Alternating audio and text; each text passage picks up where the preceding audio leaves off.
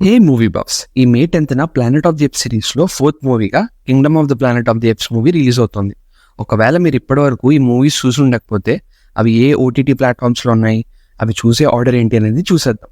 లక్కీగా ఈ మూవీస్ అన్ని హాట్స్టార్లోనే స్ట్రీమ్ అవుతున్నాయి కాబట్టి ఈ మూవీస్ చూసే ఆర్డర్ ఏంటో డిస్కస్ చేద్దాం. నెంబర్ 1 2011లో రిలీజ్ అయిన Rise of the planet of the eps.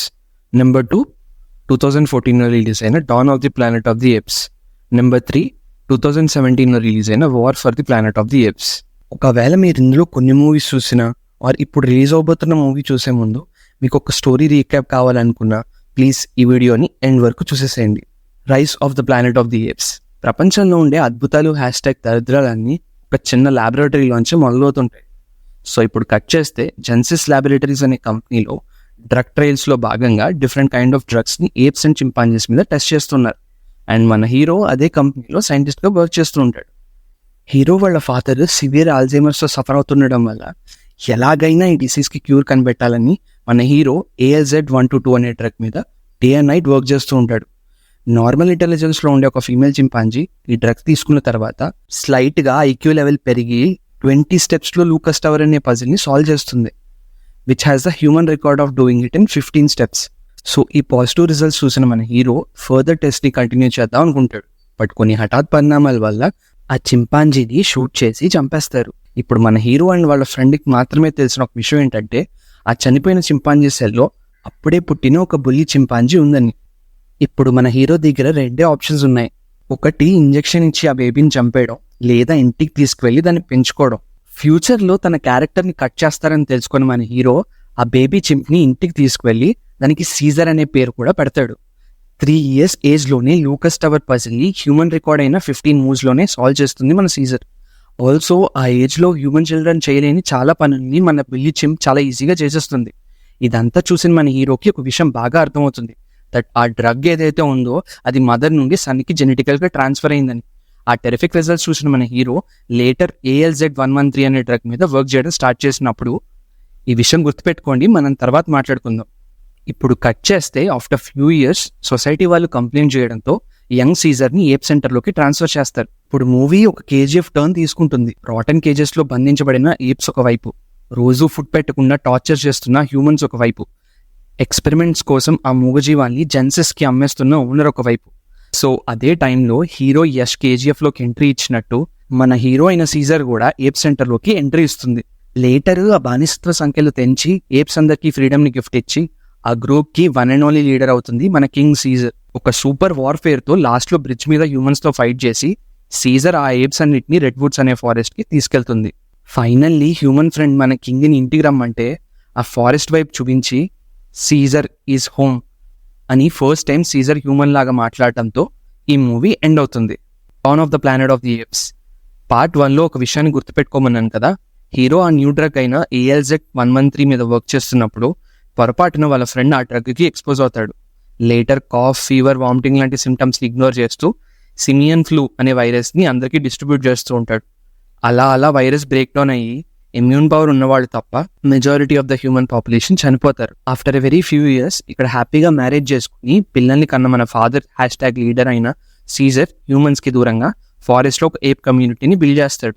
ఈ కెటాస్ట్రఫీని సర్వైవ్ అయిన 5% ఆఫ్ ద హ్యూమన్ పాపులేషన్లో కొంతమంది ఒక చిన్న కాలనీని సెటప్ చేసుకుని కొన్ని డేస్లో షట్ డౌన్ అయ్యే పవర్ కోసం సర్చ్ చేస్తూ ఉంటారు. ఈ సర్చ్లో భాగంగా ఫారెస్ట్ వైపుగా వెళ్ళిన ఒక చిన్న టీమ్ని సీజర్ అండ్ గ్యాంగ్ ఆరోస్తో వెల్కమ్ చేస్తారు. వెంటనే తెల్ల జెండా ఊపి ఏప్ లీడర్తో వాళ్ళ పవర్ కష్టాలు చెప్పుకుంటారు.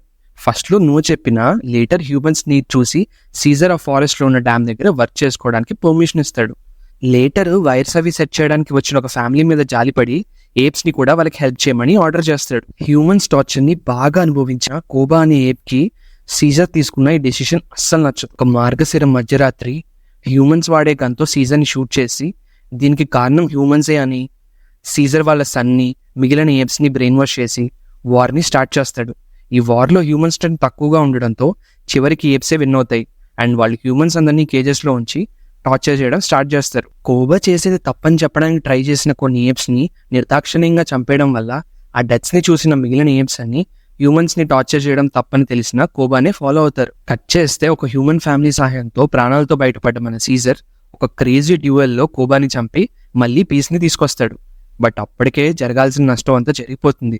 బికాస్ కోబా చేసిన ఈ పని వల్ల every single one of the ఏప్స్ని పట్టుకుని టార్చర్ చేసి చంపడానికి వరల్డ్లో మిగిలి ఉన్న కొన్ని సోల్జర్ టీమ్స్ వాళ్ళ ట్రూప్స్ని రెడీ చేసుకుంటారు. అప్పుడే ఉదయించిన సూర్యుడి కాంతిలో భయంతో హోప్ లేకుండా ఉన్న ఏప్స్ వైపుకు చూసి ఈ వార్ స్టార్ట్ చేసింది ఒక ఏపే, దీనిని ఎండ్ చేయబోయేది కూడా ఒక ఏపే అని హీరోయిక్ స్టైల్లో మన సీజర్ డైలాగ్ చెప్పడంతో ఈ మూవీ ఎండ్ అవుతుంది. War for the planet of the apes. Human army strength ఎక్కువ ఉండడం అండ్ వాళ్ళ లీడర్ పెద్ద సైకోగాడ్ అవడం వల్ల సీజర్ అండ్ గ్యాంగ్ అండర్ గ్రౌండ్లోకి వెళ్ళిపోతారు.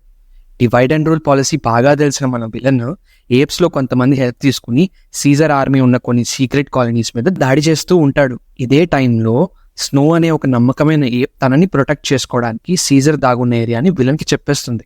ఇప్పుడు మన సైకో విలన్ సీజర్ అనుకుని వాళ్ళ పెద్ద కొడుకుని అడ్డు వచ్చినందుకు వాళ్ళ వైఫ్ని చంపేస్తాడు. రెండో కొడుకైన కార్నీలియస్ని తప్ప మిగిలిన ఫ్యామిలీ మెంబర్స్ అందరినీ నిర్దాక్షిణ్యంగా చంపేయడంతో సీజర్ ఆ లీడర్ని మిగిలిన హ్యూమన్స్ని ఎలాగైనా అంతం చేయాలని ఏప్ కమ్యూనిటీ సేఫ్టీని కూడా పట్టించుకోకుండా ఆ లీడర్ ఉన్న ప్లేస్కి బయలుదేరతాడు. ఈ జర్నీలో సీజర్ అండ్ హిస్ బెస్ట్ ఫ్రెండ్స్కి నోవా అనే ఒక మూగ అమ్మాయి కూడా ఎదురవుతుంది. సో ఇప్పుడు వీళ్ళందరూ కలిసి ఆ లీడర్ని చంపడానికి క్యాంప్కి వెళ్తారు. అక్కడికి వెళ్ళిన తర్వాత సీజర్ ఒక్కసారిగా షాక్ అవుతాడు.